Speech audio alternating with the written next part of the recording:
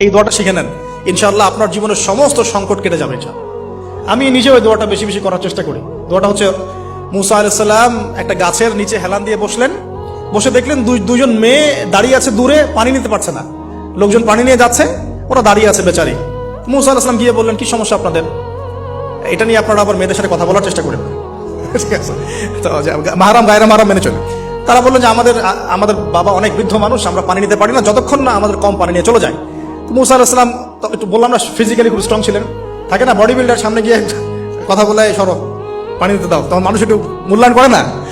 তো মুসা আলাইহিস সালাম এভাবে পানি নিয়ে দিলেন এবং বাছুরদেরকে পানি পান করালেন, করিয়ে গাছের নিচে এসে বসে আছেন। বসে বসে তিনি দোয়া করছেন, এই যে দোয়াটা তিনি দোয়া করছেন, রব্বি, একটা নেক কাজ করলেন না, মানুষের উপকার করলেন, নেক কাজ করে এসে গাছের নিচে বসে দোয়া করছেন, আল্লাহ এখানে তো আমার খাবার পানি বাসস্থান কিছুই নাই, আমি কি করব? রব্বি ইন্নী লিমা আনজালতা ইলাইয়া মিন খায়রিন ফাকির, রব্বি ইন্নী লিমা আনজালতা ইলাইয়া মিন খায়রিন ফাকির। আবার বলেন, রব্বি ইন্নী লিমা আনজালতা ইলাইয়া মিন খায়রিন ফাকির। অর্থ হচ্ছে, হে আল্লাহ, তুমি তোমার পক্ষ থেকে আমার উপরে যে নিয়ামতগুলো দিবে, আমি এর জন্য ফকির হয়ে বসে আছি। আল্লাহ অর্থ বুঝে পড়বেন ভাই, নামাজ রোজা হজ যাকাত যাই করেন আল্লাহর ওয়াস্তে অর্থ বুঝে পড়বেন।